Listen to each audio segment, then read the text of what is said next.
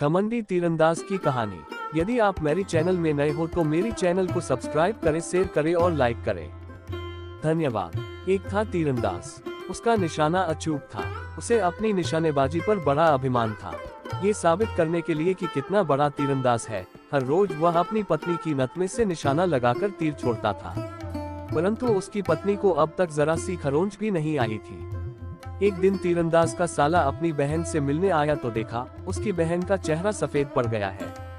वह सूखकर कांटा हो गई है। उसने घबराकर अपनी बहन से इसका कारण पूछा।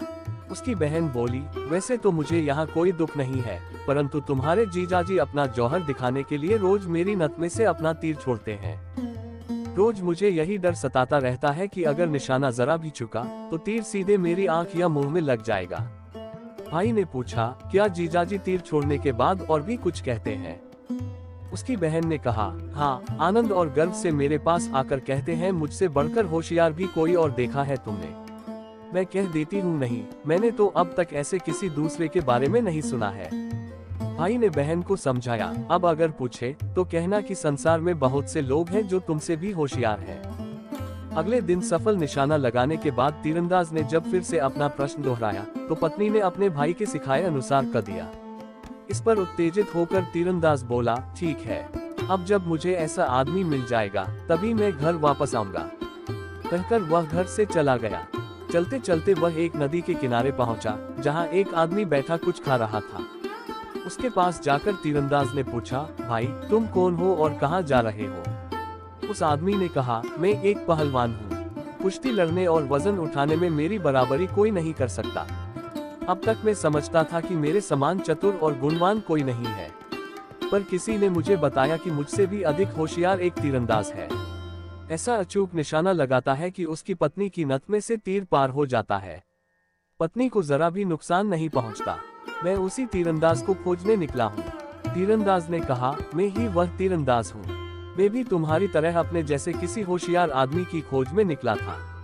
आओ आगे चले, शायद और भी कोई होशियार आदमी मिल जाए। दोनों वहां से आगे चले तो एक चौराहे पर उन्हें एक आदमी मिला। उसने इन दोनों को देखा तो आवाज देकर पूछा, मित्रों, कौन हो तुम लोग और कहां जा रहे हो? इन दोनों ने उत्तर दिया, हम दोनों में से एक पहलवान है और दूसरा तीरंदाज। हम अपने ही समान किसी होशियार आदमी को तलाश में निकले हैं। बताओ तुम कौन हो? उस आदमी ने बताया, मैं एक पंडित हूँ। अपनी तीव्र स्मरण शक्ति तथा विद्वत्ता के लिए मेरा बड़ा नाम है।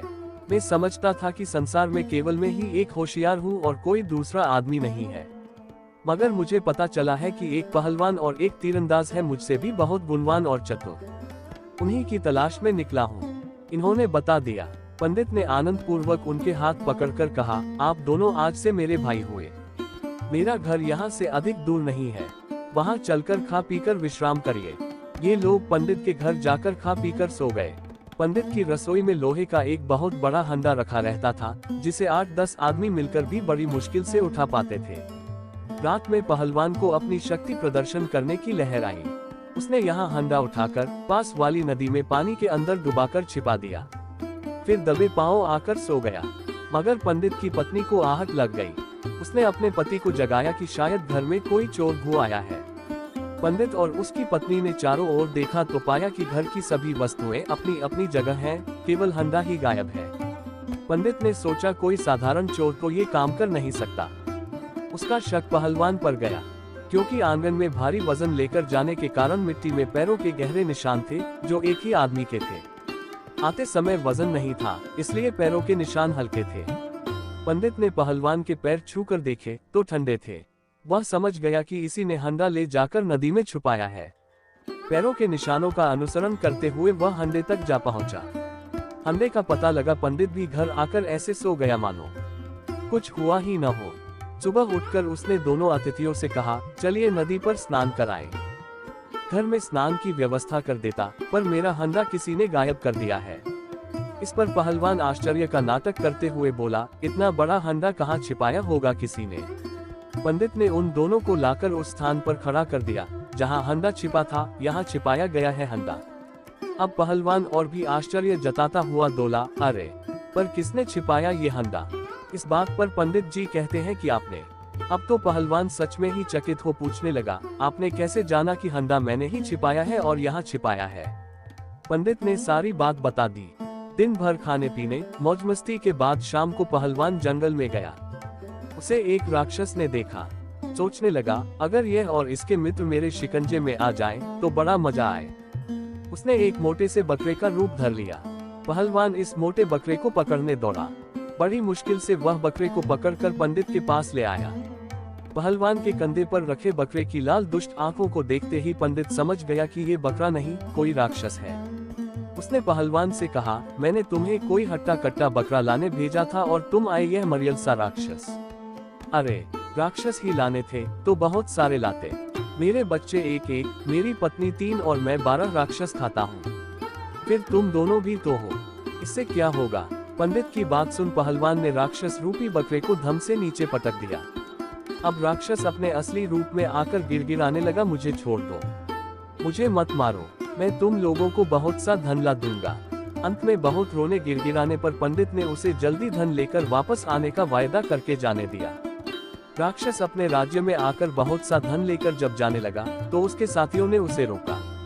राक्षसों के राजा ने भी कहा कि मानव हमारा कुछ नहीं बिगाड़ सकते, पर वह राक्षस इन तीनों से इतना डर गया था कि कहने लगा, आप उन्हें नहीं जानते, वे लोग महान शक्तिशाली और चतुर हैं, वे आपको भी खा जाएंगे।